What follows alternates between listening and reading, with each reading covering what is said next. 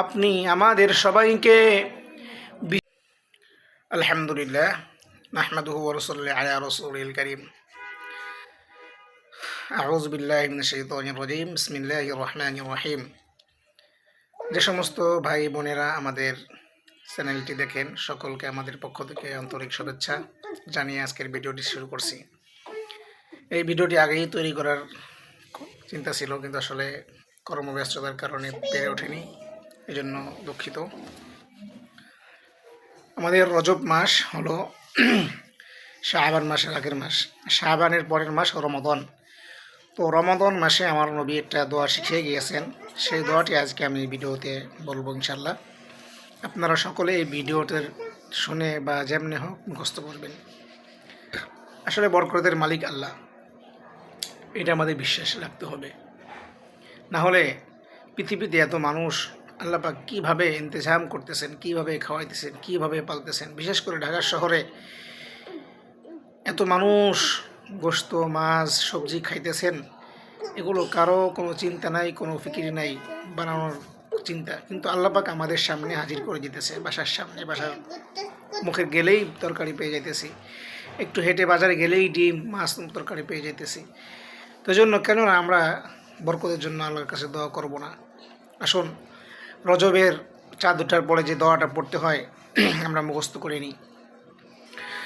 আল্লাহুম্মা বারিক লানা ফি রজব ওয়া শাবান ওয়া বাল্লিগনা রমাদান।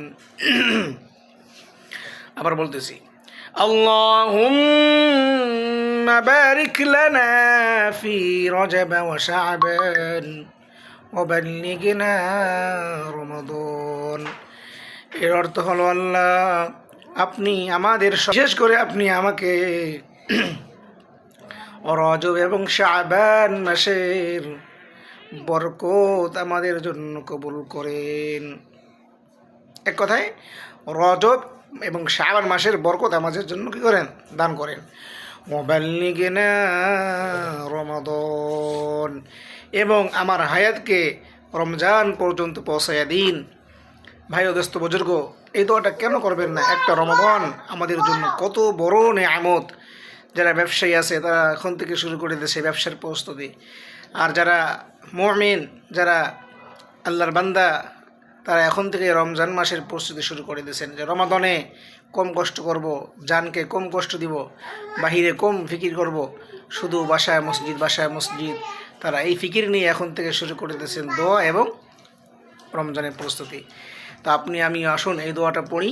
আল্লাহ পাক রব্বুল আলামিন আমাদের সকলকে এবং রজব এবং শাবান মাসের বরকত রহমত দান করুক, এবং আমাদের সকলের হায়াতকে রমাদান পর্যন্ত পৌঁছায় দিন।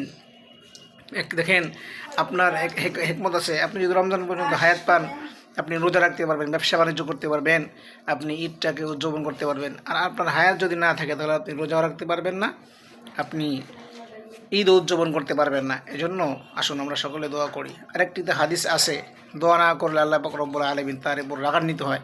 তো আমরা চাবো, দেওয়ার মালিক তো আল্লাহ, তাই আসুন আমরা এই দোয়াটি পড়বো ইনশাআল্লাহ। আসসালামু আলাইকুম।